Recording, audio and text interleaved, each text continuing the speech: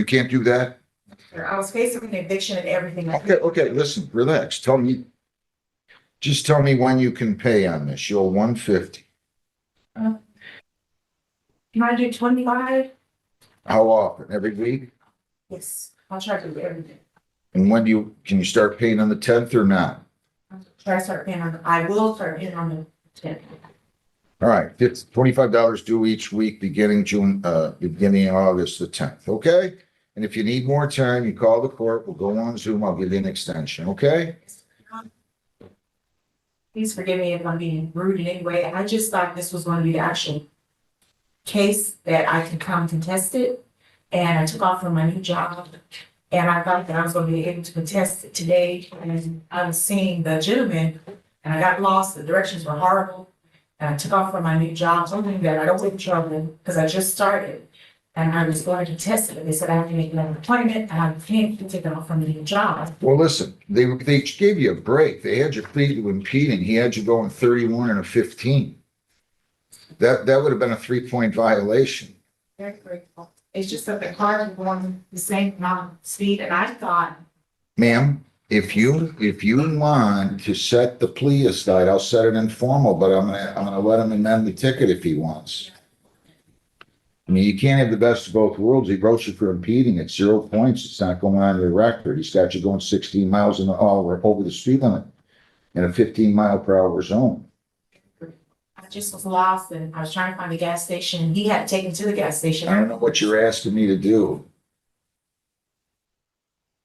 With the understanding of what you're saying, I'm honored what you have stated. I'll work this out. It's just a lot, that's all. So very overwhelming. Why is it overwhelming? To pay money that I already don't have and trying to catch it with other things. Ma'am, I can give you more time on this if you want. Do you want me to give you more time? I'll be happy to do that. And you said as long as I'm able to pay, excuse me. You don't have to start next week. I can start you later if you want. You want me to start you later? I'm just gonna try to. I'll be glad to give you more time, and then if you want, you can pay it early if you feel like it. I'm grateful. I don't sound grateful. I'm just frustrated that I got a ticket in the first place, but Well, you were speeding. I didn't know. But You were going 31 miles an hour at Elizabeth Park. Now listen to me. Listen. 31's way too fast at Elizabeth Park. Just is. There's all kinds of people. There's bikers. There's people walking around. Way too fast. I didn't even know I was in. You came out of here unscathed. I'll let you start this August the 24th. Okay? If you need more time, you call the court. I'll be glad to give you an extension. Okay? That's the best I can do. All right? Good luck to you. Thank you.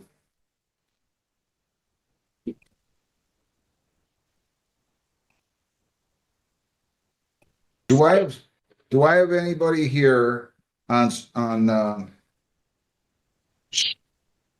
SoFi Lending versus Timothy Hallman?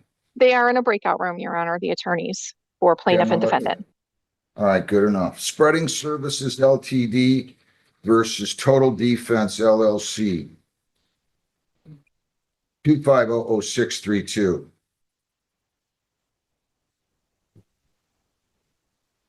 Yes. Mr. Warner is here on that, Your Honor. Let me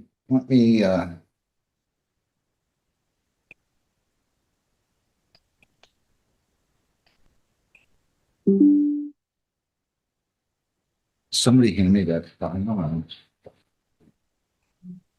Spreading Services versus Total Defense.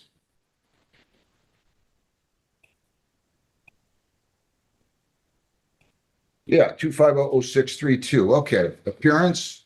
Yes, thank you, Your Honor. Robert Warner, P48843, appearing for myself and my firm. Where is anybody here from Total Defense?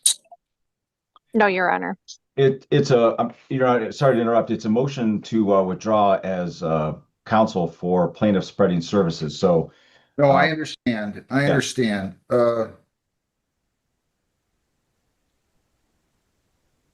This is all post-judgment proceedings, correct? It is, yes. So what was the issue?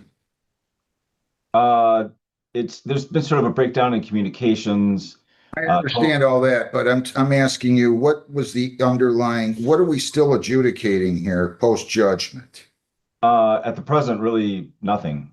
I just thought it would be safe and potentially in our best interest to, make this a formal withdrawal in this particular case.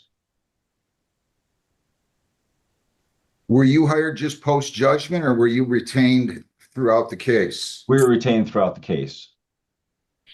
And there's been a break. What is the issue? Is there a breakdown in the attorney-client relationship? Exactly. Yep. Unpaid cost bills, difficult communication, All right, and a general breakdown. all right. I'll just make a note. Court finds there's been a breakdown in the attorney-client relationship. Plaintiff attorney permitted to withdraw. Plaintiff has 30 days. The court is ordering a stay of proceedings for 30 days so that plaintiff may retain new counsel. Very good. Should I submit an order? Would you please include that stay of proceeding? Yes, certainly will.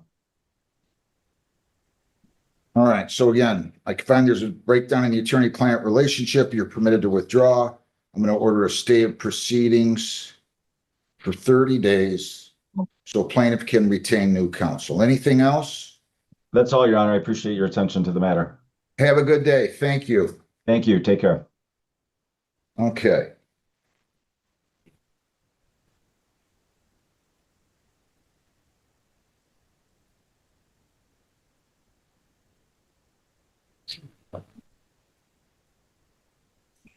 I'm not sure. Can you tell me what's in order? Christian Financial versus Austin Ortega. Christian Financial versus Austin Ortega, 2503014. Mr. Ortega, good afternoon. Your name? Austin Ortega. Mr. Gallster? Good morning, Your Honor. Andrew Gallster, P52839 on behalf of Christian Financial. So defendant was taken into custody, I believe, on a Friday. And I had them email the documents to the court, which we didn't receive until early Monday morning. And I adjourned this to August 3rd today at 1 p.m. so that you would have an opportunity to review all the documents that he submitted pursuant to the subpoena. Has everything been submitted to you, Mr. Gallster? Many things have, Your Honor, including evidence of his new employment. However, some new information came to light, including 3 additional debts totaling about $10,000 that obviously would affect his ability to pay our debt. But we're still waiting those documents from the defendant. Which documents specifically? There is 2 credit card debts and a medical debt. And you asked in your subpoena for him to supply information concerning any other debts that he had? Yes, Your Honor, because obviously that would affect his ability to make monthly payments. Mr. Ortega, you need to submit those to them, sir. Yes. You need to submit those. Now, listen, I'm trying to be patient with you, but you didn't show up. Then you showed up.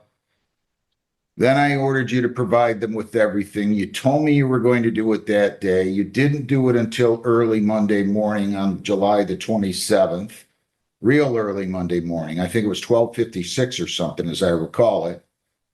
And now you still haven't submitted all those documents to them. I'm not going to ask you again. Is there anything else that you want, Mr. Gallster? I mean, unless there's additional information that he hasn't provided, that's all that I'm aware of that's come to light recently. Oh, here's what I will do. I'll adjourn this to August what I'm going to be out of town next week. The Should we do the 24th, 7th? Your Honor. I'm sorry. The 24th? What about the 17th? I don't have Oh, you have probation. We can do it 11:30 or 11 o'clock. I won't be this- available, Your Honor, on the 17th. I would be available the 24th. Okay, we'll adjourn this to August 24th. At what time, Jen? 8:30 a.m. At 8:30 a.m. so defendant can provide those documents. Now, listen, I want you to provide those to him by Friday, Mr. Ortega. We understand that? Yes. No later than Friday. You understand that? Yes. Okay. And then you have to be back here August 24th at 8:30. If he gets everything he wants and he wants to send a letter to the court saying, I have everything, the parties will not be appearing, that's fine. And then if you get that letter before then, you don't have to appear. If you don't receive something like that, you're going to have to appear on that date. You understand that, sir? Yes. Okay. Do you have any questions for me at all? No, sir. Okay. Have a good day. Good luck. Thank you very much. Your a Honor, good day. I'm sorry, Your Honor. Just to clarify, you said Friday as of August 7th? Correct. Okay. And I'd like you to put that right in the order, if you would, please, and specifically the debts. So say that we're adjourning it to August 24th at 8:30, so a defendant can provide the appropriate documentation regarding the 2 credit card debts that he has and the 1 medical debt to the plaintiff's counsel by August 7th. Understood, Your Honor. Okay? Thank you very much, Your Honor. Have a great day. Thank you very much. Thank you. All right. Grant Calavalley versus Ronald Allen Bodges, 2600001. Mr. Levine, good morning. Do I have the county out there? Hello, Your We Honor. do, Your Honor. I'm just waiting for it to connect. I hope you got a new argument for me, Mr. Levine. I guess I won't be asking for a default judgment today. Well, how can I do that? I tried to tell you this nicely. I mean, Mr. Bodges, your name? Ronald Allen Bodges. All right, have a seat. Have a Afternoon, seat. Your Honor. What's that? Afternoon, Your Honor. Good afternoon to you. You doing all right? Yes, sir. When is your trial scheduled, sir?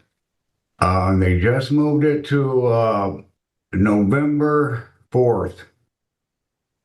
And what is your bond right now on the felony case?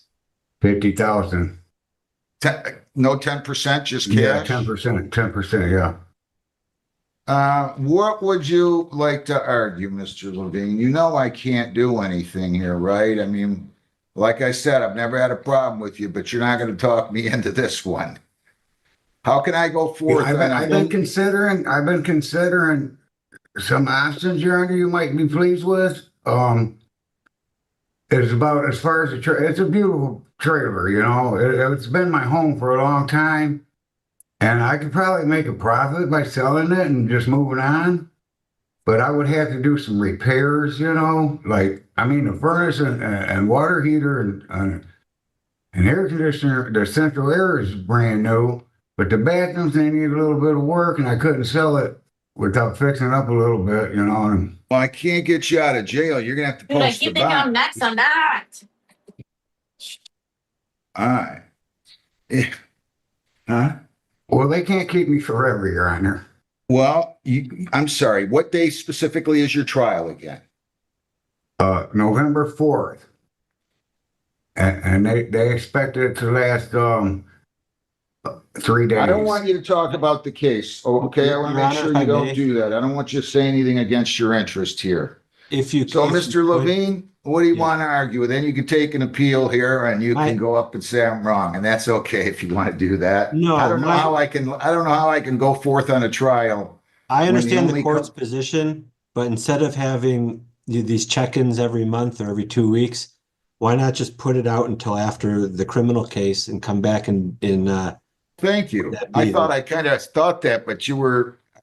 I well, thought he you were missed the pretty last 2. I'm sorry, he missed the last 2 hearings, but if he's here, he's in jail, so it's no, I mean, the threat to the community isn't the same. Let's do that. Let's move it past November 4th. Jennifer, give me a date. I'm going to really go on report on this. So I don't know what's going to happen, but that's And okay. If I may, Your Honor, if Mr. Bogus can use that time to have somebody on the outside help him clean that home and sell it, we can dismiss if he's no longer the owner of that house and planning on coming Of back. course. Yeah, just getting Of that idea. course. That's So if you want to do that, Mr. Mr. Bodges, and I don't want you to say anything against your interest, but if you're interested and you can get somebody to do the repairs and help you list it, whether it's a family member or a close friend, that would be great. That's an option, and it's probably like the number one option I have is, family to help me with it. I understand. We're adjourning this to what date? Your Honor, we can do as well. He said possibly 3 days. Do you want to do November 9th or would you want to push it to the 16th? Better do the 16th. Okay, At what time? 8:30. At 8:30. So we're gonna have to have him read it out again if he's still in custody. Yes, I'll keep a track of that. So that's what we'll do then, Mr. Levine, okay? That'll be on Zoom on the 16th? Yes, you can appear on Zoom, no right. problem. Thank you, Mr. Judge. Mr. Bodges, good luck. Do you have any more cases here with me? No, sir, I don't. Thank you. Well, I Thank know you Mr. don't, but I mean, Levine. Mr. Levine. I you don't, Your Honor. That was my only one with you. Thank you Judge very much. Smith, I just noticed you here a couple of minutes ago. How are you? I'm doing very well, Judge. How are you? I know you're not, I know a smart lady like you isn't coming in here to learn anything. There's nothing I could teach you in here, so. is Listen, there I'm always learning, but after 39 years on the bench, I retired in May. You did? I did. Congratulations. No kidding. I didn't hear that. Well, congratulations. Are you practicing law now? You know what? I'm pretty much doing facilitations and arbitrations now. I see. Well, good for you. Well, Congratulations. Thank you. It's good to see you. Congrats. What a beautiful you- courtroom, too. Well, thank you. Thank you. Do you have a case in here that I'm going to call? I do. Which case? It's Doctors Harris, Burkhill, Wang versus Katie Elizabeth Callahan. I spoke to Mr. Burke and he's generously agreed to adjourn this matter over 2 or 3 weeks. I'm going to ask him for some documents. Versus and then- Callahan, right? Yes. I'll call your case right now. How about All I do right. that? Thank you. Retired judges, especially ones for 39 years, deserve some. This is Doctors Harris, Burko, Wang, and Song versus Katie Elizabeth Callahan, 2602165. Okay, your appearance, please. Your Honor, this is Hal Burke, P69068, and I should have addressed Attorney Smith as Your Honor, so I No, apologize. I appreciate that. I'm an attorney now, but this is Leslie Kim Smith, P number 35218, appearing on behalf of defendant Katie Elizabeth Callahan. Okay, so you guys just want an adjournment? Yes, please. Yes. How long do you want? 2 to 3 weeks. How about the 24th? Is that good for you two? That's It good is. for me. What time? It is. Jen, We could do 9 o'clock. at 9 o'clock? 9 o'clock would be great. Good for you, Mr. Burke? It is. Thank you, Your Honor. Okay, we'll see you guys on the 24th at 9. You can All appear right. by Thank you, Your Zoom. Honor. Have a Thank you. great day, Judge. Your Honor. Bye-bye. Take Your care. Bye now. Your other Honor, I have one other case, so I'm going to just wait for that. I'll one. call it for you. Thank you. Thank you. Which one's that? That is ProMedica? ProMedica versus Montes. Sorry, Jen, I didn't mean to cut you off. I'm sorry. Is it ProMedica? Yes. ProMedica ProMedica Monroe Regional Hospital versus Raven Mariah Montes and Raven Mariah. Why do I have two different listings of defendant 1 and 2, both with the same name, unless one's a junior or second or whatever? Is Raven Montes here? No, Your Honor. I've not had defendant check in. All right, Mr. Burke, your appearance. Thank you, Your Honor. Hal Burke, P69068, attorney for the plaintiff in this case. Is that just a typo? Oh, also known as Raven Mariah Montes. I see. You just want you want to take a default? Yes, please. May we do that under the 7-day rule, Your Honor? Why don't you just give me your breakdown now and we'll go from there. How's that? I apologize. I knew you were going to ask me that. The attorney, although I signed this, the plaintiff did not give that to me. I don't know if somebody else is talking. The amount prayed for seems to be $1,076.78. And then it looks like you have a $55 filing fee, a $46.87 service fee. What else are you asking for? That is it. Nothing else, Your Honor. No attorney fee. That is right. No attorney. So you have 101.87 plus 107,678. So that should be $1,178.65, I believe. Is that right? That's exactly right. Thank you. So defendant failed to appear, default judgment. We'll enter, and I'll ask you to submit that to me, 117,865. Thank you very much. Thank you. Have a great day. You too. LVNV versus Nagy, William D. Nagy, 2602702. Good afternoon, Your Honor. Brian Gruen, Groen, excuse me, P number 56673 on behalf of plaintiff LVNV Funding. Good morning, Counselor. Good afternoon, Counsel. Mr. Nagy, your name, sir? William D. Nagy. All right, this is a pretrial. Did you talk to Mr. Nagy? Yeah, we talked already about it. Yeah. I'm ready to start proceeding. I'm a substitute teacher. The reason I got into this credit card stuff is my fiance 4 years ago, and I helped her out and helped her with my own account. Now I'm a little better stability in finance. I'm gonna start paying these debts off. Okay. A couple of credit cards that I told him about. Let me talk to him for 1 second. Did you guys come to a resolution, Counsel? Yes. Not yet, Your Honor. We're just looking probably for a scheduling order today to buy Mr. Nagy some time. He doesn't work until early fall, so I'm hoping by the next time we meet, he'll have a better idea what he can contribute towards this. Okay. So, sir, I'm going to give you some dates. And let me just get a little bit here. Growing 5666773, and you're in pro per.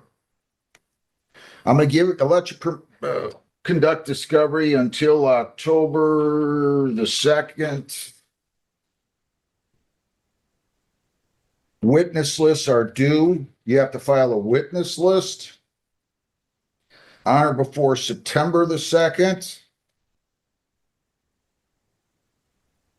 You don't have to file a trial brief. If you choose to file one, it has to be filed and exchanged not later than 7 days before the trial date. All motions for summary disposition have to be filed and heard not later than 20 days before the trial, and no motions will be heard on the date of trial. I'm going to put down 1/2 hour for trial. And Jennifer, we're going to set this like in the 3rd week of November. We can do November 17th. Is that good with you? That's fine, Your Honor. 10:30. 10:30. Okay, sir? Oh, excuse me. Can I start paying like in October? I was gonna start paying in October to put that off. Hang on a second. He told me there's no resolution yet. That you guys haven't resolved everything yet. So I go back to substitute teaching. I know. So he's saying, let judge just give us a scheduling order. We'll try to resolve it later. Can I Wait. Okay. You gotta listen to me. Just listen. Okay. I'm setting these dates. You can talk to Mr. Groen and work this out whenever you want. Okay. Just listen. Okay. Just listen. Okay. And you're gonna agree to, if you agree that you owe the debt, to a scheduling order, to a payment, installment payment order, I should say, calling for you to pay so much weekly, bi-weekly, or monthly. Okay? Okay. So that's what we're gonna do. You can talk to Mr. Groen as whenever you want. Okay. Is that fair? That's fair. Okay, so what if I get all this worked out and start paying? Do I have to come back in November or no? If you guys submitted proposed consent judgment or a conditional dismissal that settles the case, nobody has to come back. Okay, thank you. Is that all right? That's fine. Okay, I will contact them. I already told them in September. I understand. Okay. You, I'm sorry I didn't cause this thing. I know, don't worry. Yeah. Things happen in life, huh? Everything's so expensive now, right? Yes, yes, they are. By myself. I remember when bubble gum was a penny. You know what I mean? Yes, They had a penny candy store, huh? yes. George's Pantry over on Grange, Yeah. back in the 60s. Here you go, Sadie. You have a great day. Okay, so the 17th, and just in case, okay, what date, what time is that, you know? 10:30 in the morning. Okay, so. Good work. We'll mail it all out to him, Judge. We're gonna send out a pretrial order and they'll set forth all these dates for you, okay? Okay, so I'll see you the 7th, maybe I'll see you the 17th, maybe I won't, okay. In November. You know, Still a ways that's away, the next hearing, okay. okay? Okay, cool.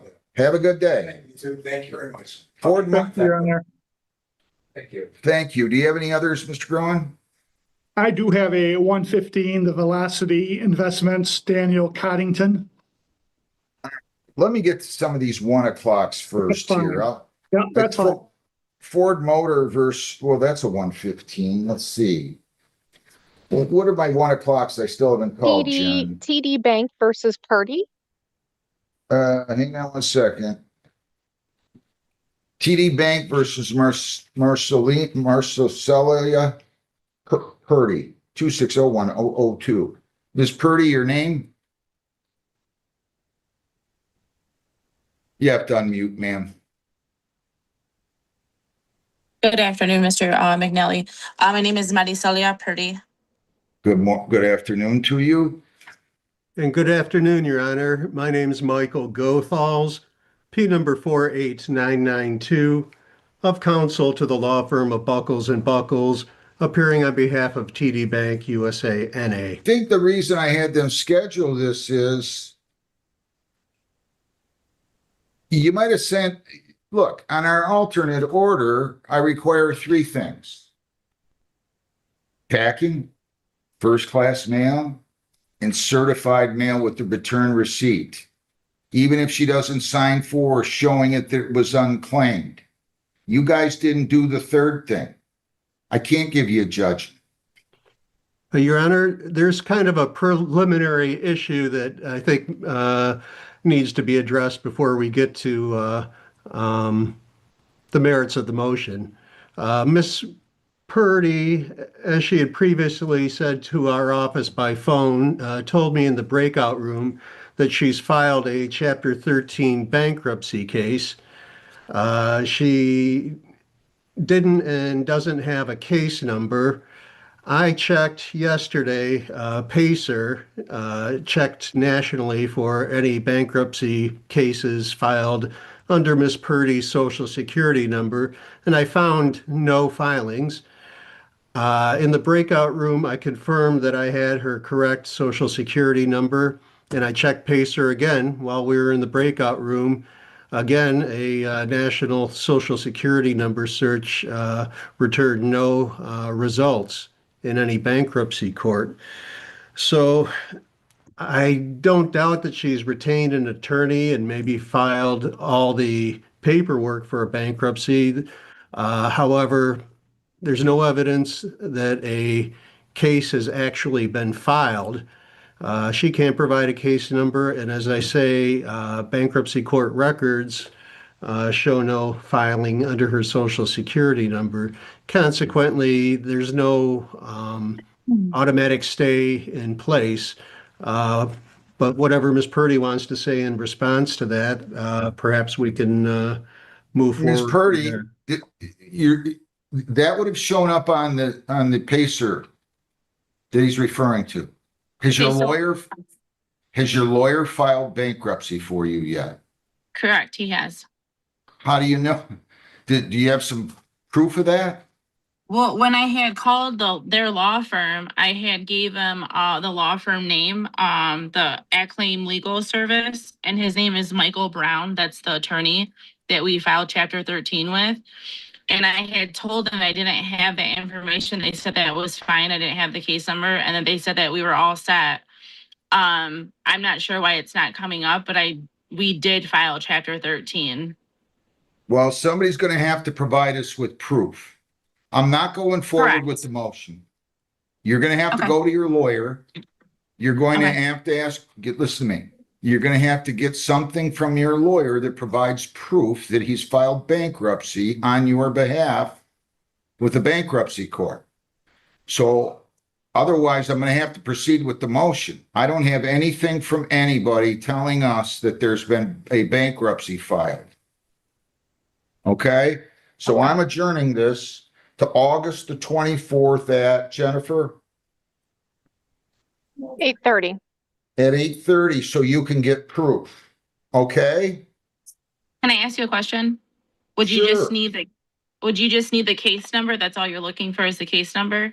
Yeah, the petition that he filed for bankruptcy. Okay, not a problem. He'll know what, Would he'll you know like- what he'll know what he needs to get us. So you need to Okay. call him right now. Okay. And you need to tell him that we need proof, the court does, and so does Mr. Gothal's.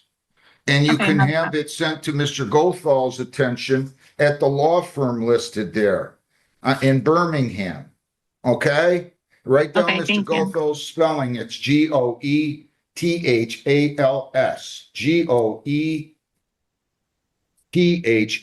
Goethals.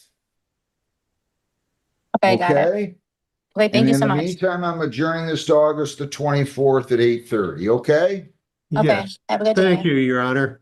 All right, and then the motion is also adjourned. But you see what I'm saying, I hope, Mr. Goethals, in case she hasn't filed. I don't know how I can grant your motion for entry of a default judgment, but we'll talk about that if and when it becomes necessary, okay? Yes, Your Honor, we can address that if need be on August 24th. Thank you. Perfect. Have a great day. Good You luck to too. you, man. Thank you. Bye. Times Citibank, or Citibank versus Trozen. Citibank versus Trozen. This is 2600186. Good afternoon, Your Honor. Thomas Duquette, P82958 on behalf of plaintiff. How you doing, Mr. Duquette? I'm Where doing well, Your Honor. Good. Where is Mr. Trozen? I thought I just saw him. There you are, sir. Yeah, Your I'm right name. here. Yep, I'm right here. Name. Daniel Trozen. Did you guys resolve this, Mr. Duquette? Happy to report that we did, Your Honor. In what form? Is it a consent judgment or a conditional dismissal or what? The Citibank file is going to be a conditional dismissal. His Capital One file is going to be a consent judgment. Okay, give me the terms of this conditional dismissal, unless he's already signed it and you want to just send it over. No, he hasn't yet, so we'll still need to get it out to him for signature. Go ahead. Give me the terms. Yeah, Mr. Trozen has agreed to pay a reduced sum of $10,250 in a lump sum payment. Payment's going to be due on or before August 17th. If he makes the payment timely, the case will be dismissed with prejudice.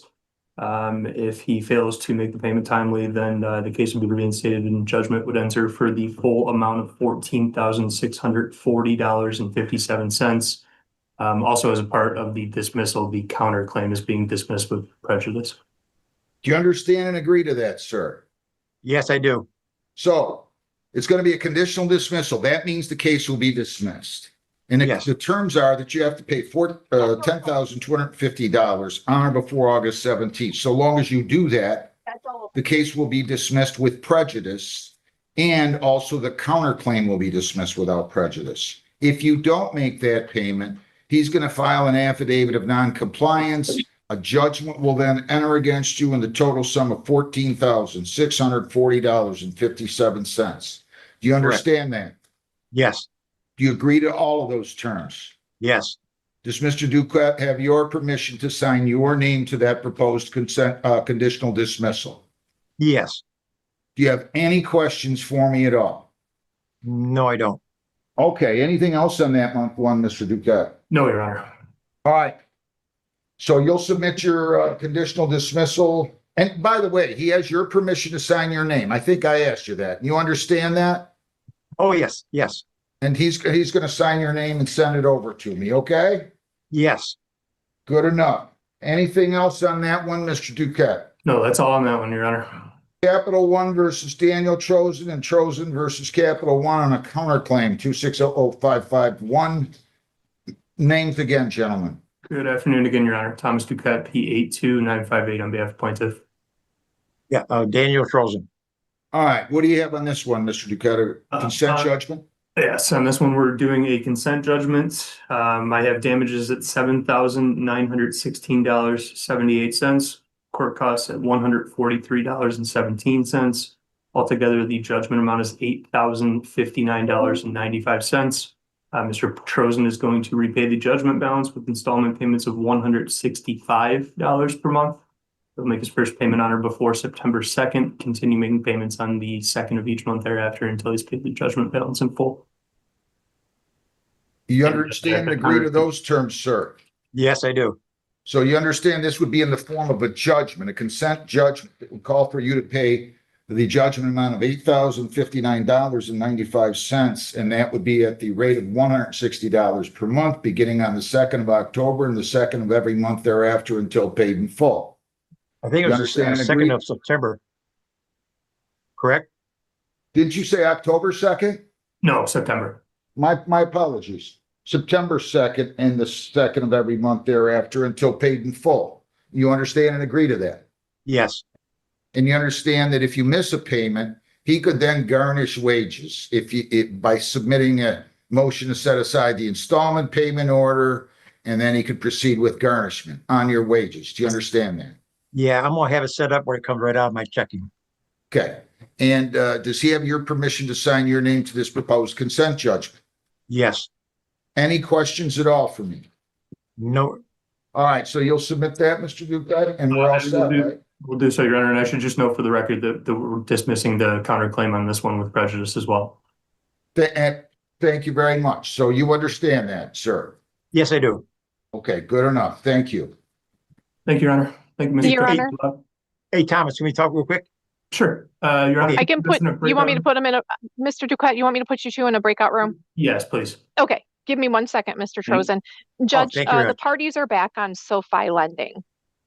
Okay.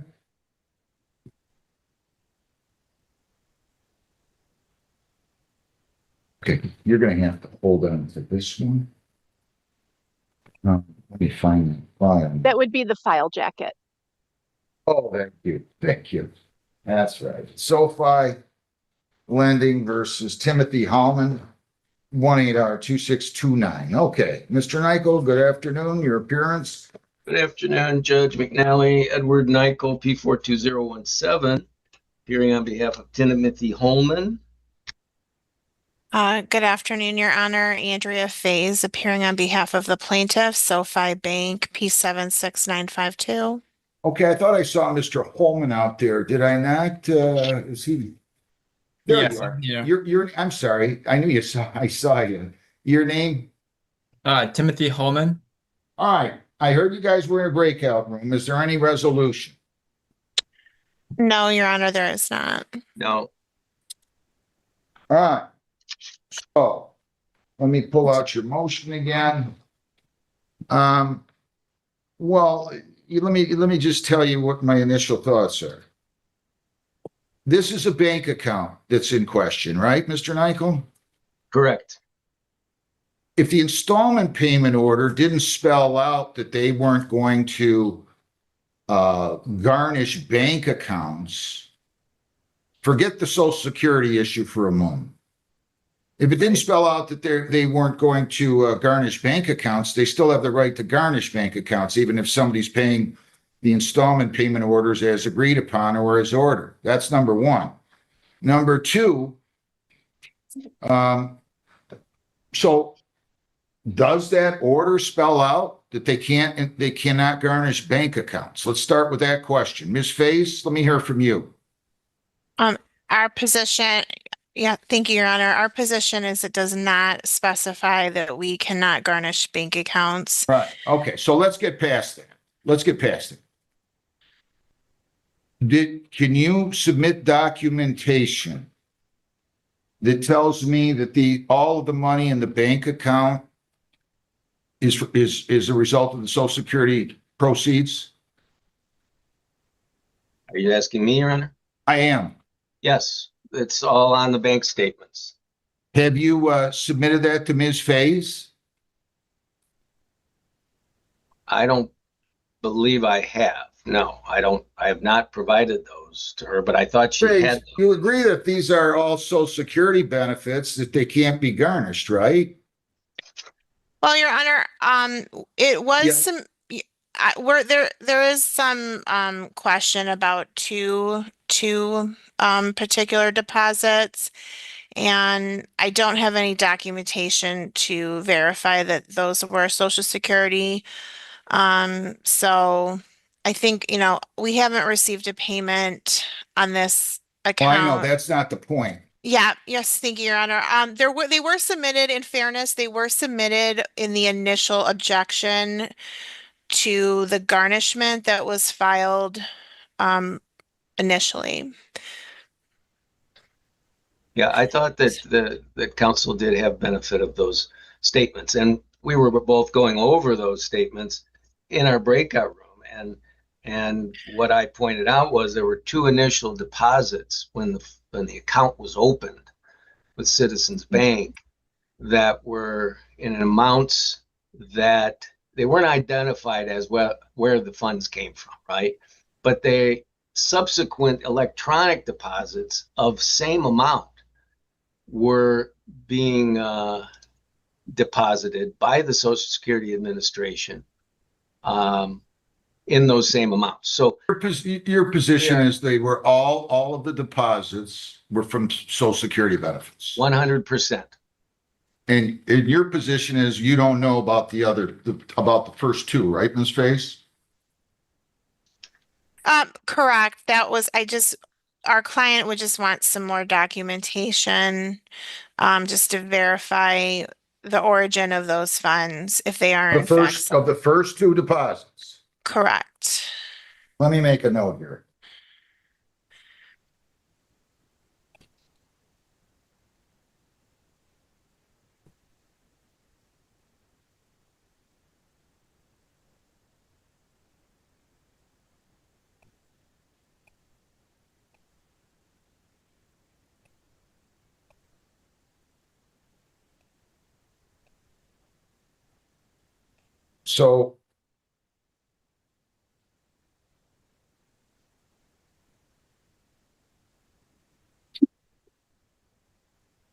So what can you do to get that, Mr. Nykel? It shouldn't be that hard. If your client goes to the Social Security Administration, even if he has to make an appointment. And they go ahead. It just seems like an unnecessary exercise to have to go through. If I were to show Your Honor those statements, I can certainly put them on my screens for you to see. You can see that the first two deposits, the amounts are identical. Is that right, Ms. Face? Sorry? I'm asking. So they are identical for the next few months, and then they did change. And Your Honor, is there any way the court would allow the parties to speak briefly in a breakout room again? I think we may be able to resolve it. I mean, it sounds like if the amount of the benefit is the same, I mean, like you're talking about $1,141.23 or something like that.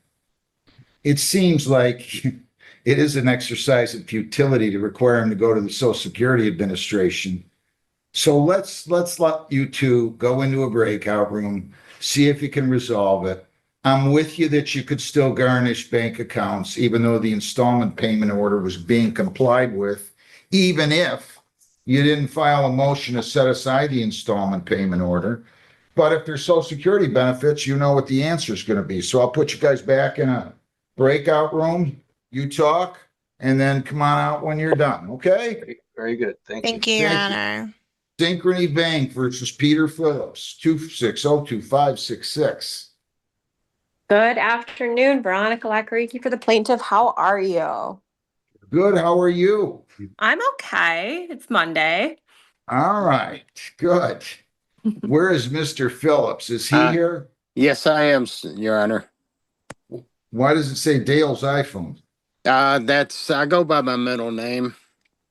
All right. Next time, go by your first and last so we can identify you, if you would, please. Okay? I'm not saying that they couldn't, but it just is helpful. All Not a right, so problem. we are here for a pretrial. Did you guys talk and try to resolve this, Miss? Yes, Your Counsel? Honor, we did. Yes, we resolved it, Your Honor, You want thankfully. to give me the details?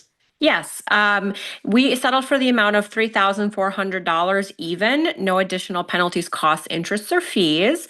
That's going to be paid in 24 months of $142 a month, starting September 30th, and then the 30th of every month thereafter. I have confirmed Mr. Phillips' address with him, and we will be sending him a consent judgment for his review and signature, as well as information on how to make payments.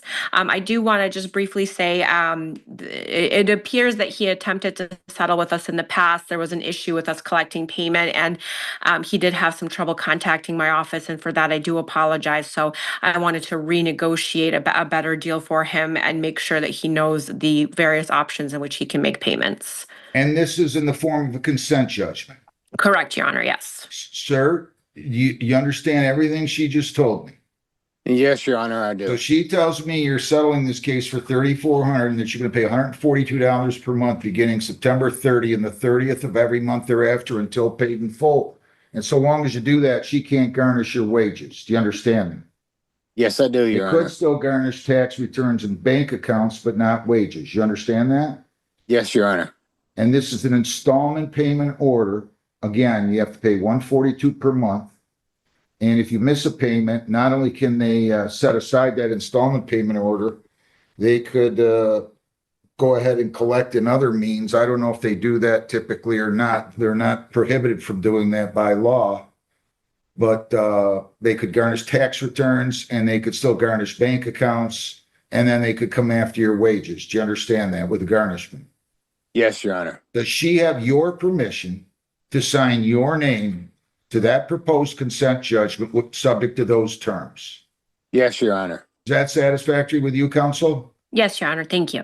All right, so you sign his name and submit that over to the court, and we will be done with it. Any questions, Mr. Phillips?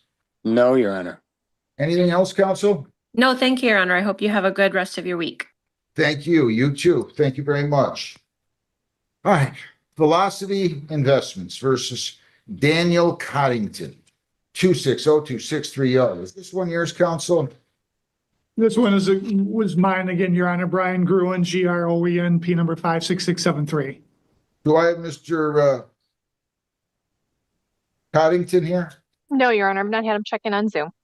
So you can go ahead and take a default judgment, counsel. Perfect. Would you like me to place the damage and costs on the record, Your Honor? I would, please. Damage amount of $2,267.23.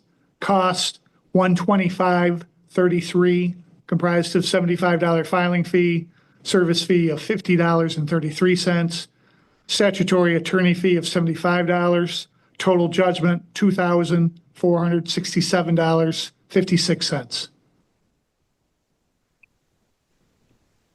Okay, the cost, the statutory attorney fee, you didn't add into the initial 125, correct? That's correct.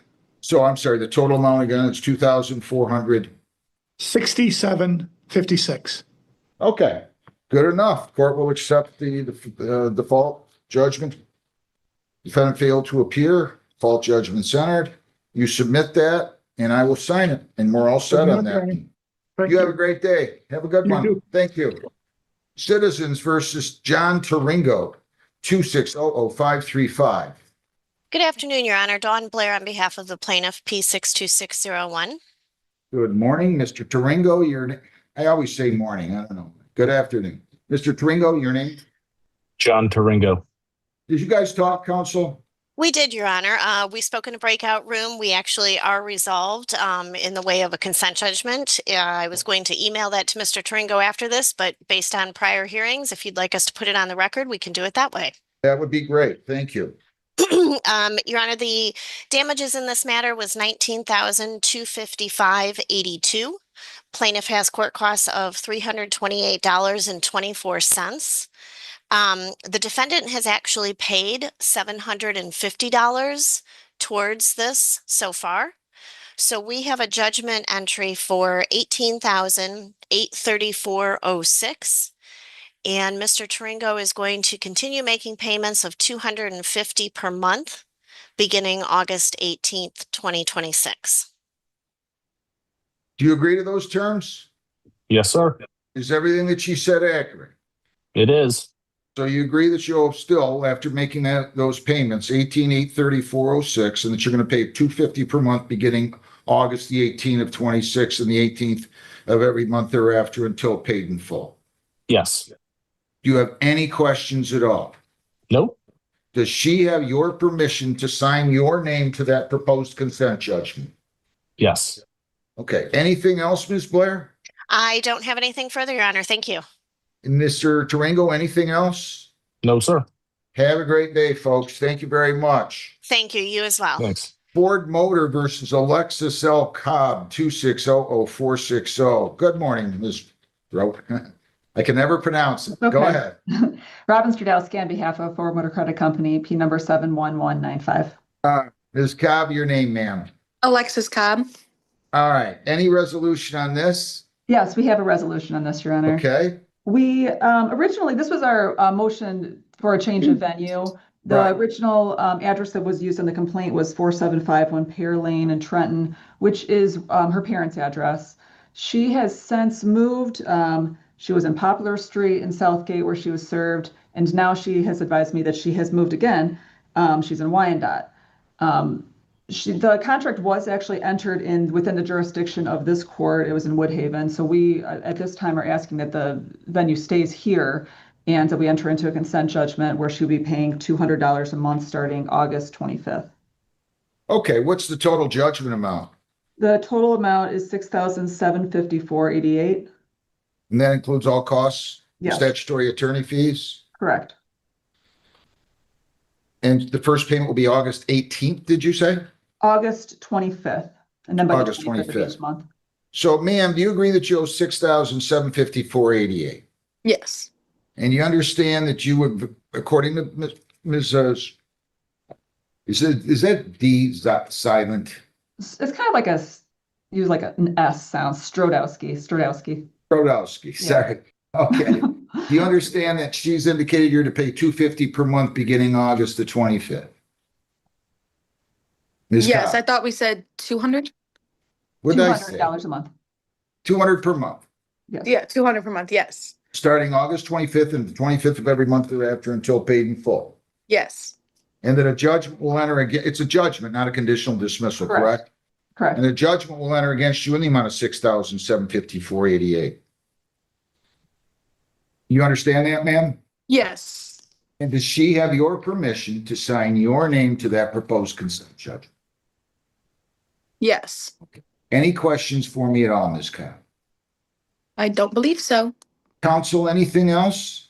Nothing further. I will include her updated address that she has given me on the consent judgment form for the court to have as well. Great. Thank you very much. You guys have a great day and have a good week. Thank you. You too. Thank you. Bye now. Bye.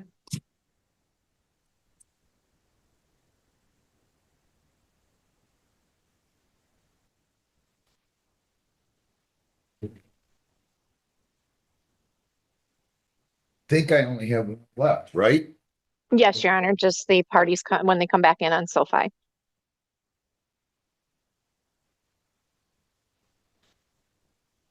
Okay.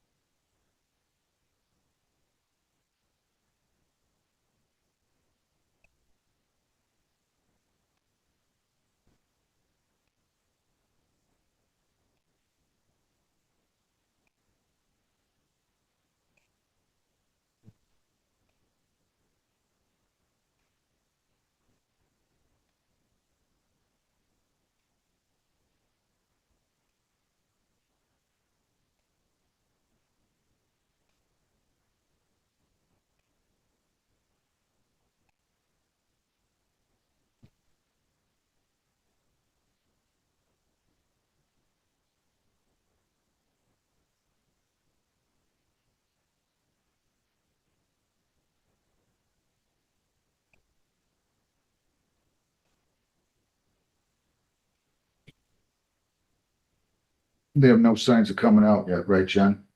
No, Your Honor. If you'd like, I can bump them and ask them to.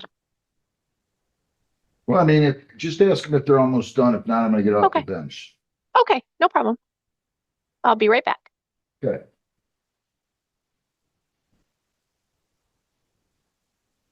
Jen.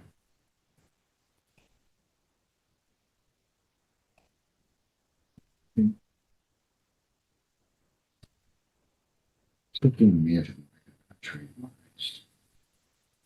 Oh, well.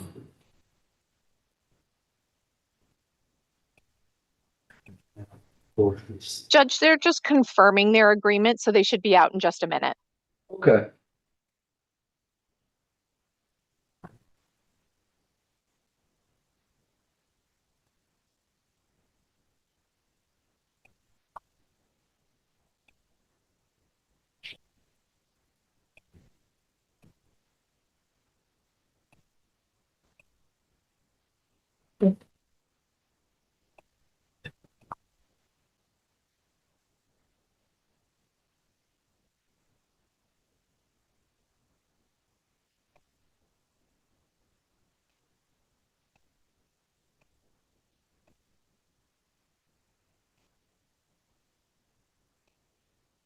It's beautiful out there today. Is it? Oh, it's nice. Should go out for lunch? Yeah.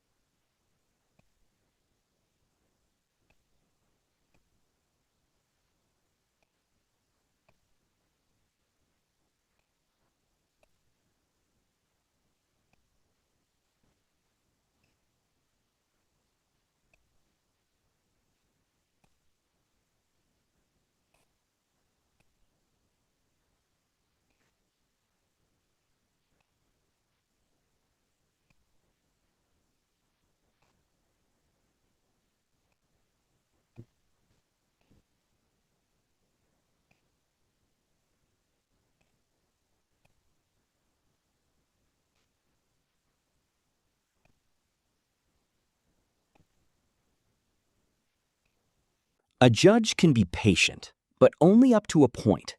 That lesson became crystal clear when James Kennedy returned to court for sentencing after pleading no contest to a first offense operating while intoxicated charge. Although prosecutors had dismissed a more serious count as part of the agreement, the judge carefully reviewed the probation report before deciding on the sentence. Defense counsel emphasized that Kennedy had stayed out of trouble since the incident, had cooperated with police, maintained a steady job, and had already begun attending Alcoholics Anonymous meetings.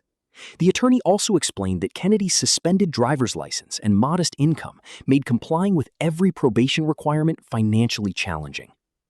The judge acknowledged those positive steps, but immediately turned to something far more troubling. According to the probation report, Kennedy admitted using cocaine while his criminal case was still pending. The judge reminded him that his drunk driving crash had injured other people, yet even after causing that accident, he continued making reckless decisions. Although Kennedy tried to clarify the timing of his drug use, the judge wasn't impressed. He told Kennedy that even if it wasn't technically a bond violation, it was still illegal conduct and showed he wasn't taking the case seriously enough. The sentence reflected that concern. Kennedy received 2 years of probation with strict conditions: no alcohol, no marijuana, no illegal drugs, regular chemical testing, intensive outpatient treatment, in-person recovery meetings until treatment began, attendance at a victim impact panel, and participation in a court work program instead of serving traditional jail time. The judge also... A judge can be patient, but only up to a point. That lesson became crystal clear when James Kennedy returned to court for sentencing after pleading no contest to a first offense operating while intoxicated charge. Although prosecutors had dismissed a more serious count as part of the agreement, the judge carefully reviewed the probation report before deciding on the sentence. Defense counsel emphasized that Kennedy had stayed out of trouble since the incident, had cooperated with police, maintained a steady job, and had already begun attending Alcoholics Anonymous meetings. The attorney also explained that Kennedy's suspended driver's license and modest income made complying with every probation requirement financially challenging. The judge acknowledged those positive steps, but immediately turned to something far more troubling. According to the probation report, Kennedy admitted using cocaine while his criminal case was still pending. The judge reminded him that his drunk driving crash had injured other people, yet even after causing that accident, he continued making reckless decisions. Although Kennedy tried to clarify the timing of his drug use, the judge wasn't impressed. He told Kennedy that even if it wasn't technically a bond violation, it was still illegal conduct and showed he wasn't taking the case seriously enough. The sentence reflected that concern. Kennedy received 2 years of probation with strict conditions: no alcohol, no marijuana, no illegal drugs, regular chemical testing, intensive outpatient treatment, in-person recovery meetings until treatment began, attendance at a victim impact panel, and participation in a court work program instead of serving traditional jail time. The judge also imposed fines, fees, probation costs, and testing expenses, while warning Kennedy that any future violation could quickly land him back before the court. Even after announcing the sentence, the judge tried to help Kennedy succeed. Recognizing that he had work obligations and transportation problems, the court created a payment schedule, allowed flexible payment extensions if requested in advance, and even arranged for probation to contact him after work instead of forcing him to miss his job. But the judge ended with one